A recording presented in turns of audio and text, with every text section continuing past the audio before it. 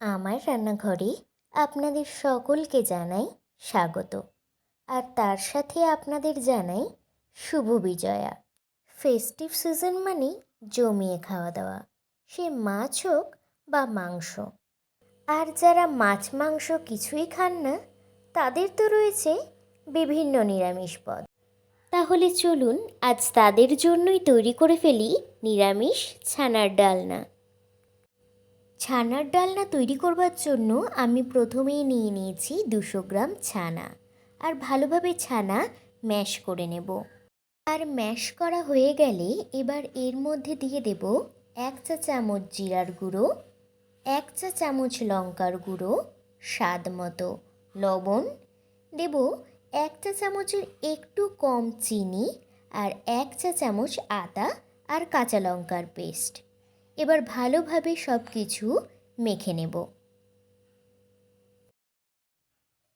2 থেকে 3 মিনিট মেখে নেওয়ার পর এবার দিয়ে দেব 2 চামচ মতো ময়দা।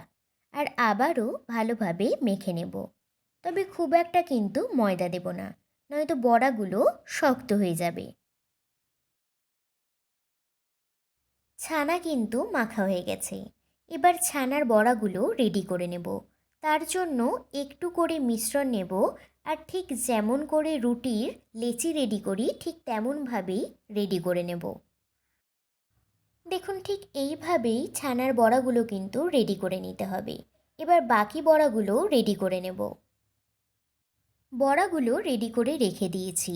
এবার একটি বাটির মধ্যে নিয়ে নেব 1 চামচ ধনের গুঁড়ো, 1 চামচ জিরার গুঁড়ো, 1 চামচ কাশ্মীরি লাল লঙ্কার গুঁড়ো, হাফ চামচ লঙ্কার গুঁড়ো, আর 1 চামচের একটু কম হলুদ গুঁড়ো।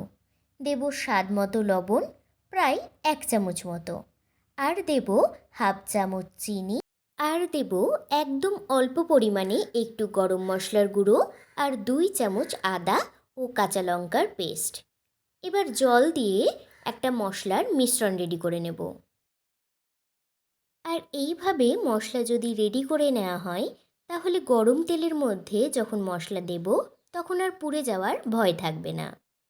এবার কড়াইতে বেশ খানিকটা সাদা তেল গরম করে নিয়ে রেডি করে রাখা ছানার বড়াগুলো দিয়ে দেব।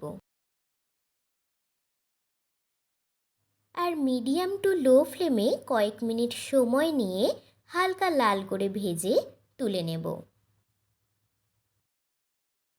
ছানার বড়াগুলো সব ভাজা হয়ে গেছে। এবার কিছুটা তেল ঢেলে নেব। আর 3 থেকে 4 টেবিল চামচ তেলের মধ্যে 2টো তেজপাতা, কিছুটা গোটা গরম মশলা, আর হাফ চামচ মতো গোটা জিরে ফোড়ন দিয়ে নেব। আর ফোড়ন থেকে হালকা গন্ধ ছেড়ে এলেই দিয়ে দেব রেডি করে রাখা মশলার মিশ্রণটি।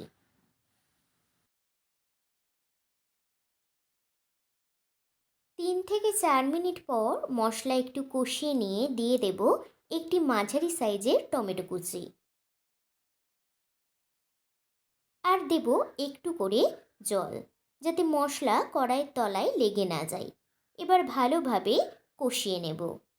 আর মশলা ভালোভাবে কষানো হয়ে গেলে এবার দিয়ে দেব 2 চামচ ফেটিয়ে রাখা টক দই। আর ওই বাটিতেই একটু জল নিয়ে বাটি ধুয়ে দিয়ে দেব। টক দই দেওয়ার সময় কিন্তু গ্যাসের ফ্লেম লো টু মিডিয়ামে রাখতে হবে, নয়তো টক দই কিন্তু হাই ফ্লেমে দিলে ফেটে যাবে। এবার কয়েক মিনিট একটু কষিয়ে নিয়ে দিয়ে দেব পরিমাণ মতো জল। দেখুন, বেশ সুন্দর ফুটে উঠেছে। এবার তেজপাতাগুলো তুলে ফেলে দেব। আর গ্রেভি একটু ঘন হয়ে এলেই ছানার বড়াগুলো দিয়ে দেব। তবে গ্রেভি কিন্তু খুব একটা বেশি ঘন করব না, ছানা কিন্তু অনেকটা গ্রেভি টেনে নেবে। এবার 5 থেকে 6 মিনিট পর এর মধ্যে দিয়ে দেব ঘি।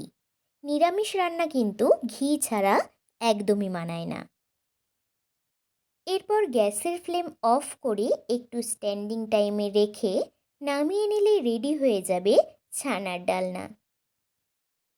তাহলে নিরামিষভোজী হোক বা আমিষভোজী, সবার কাছেই এই রান্না কিন্তু বেশ লোভনীয়।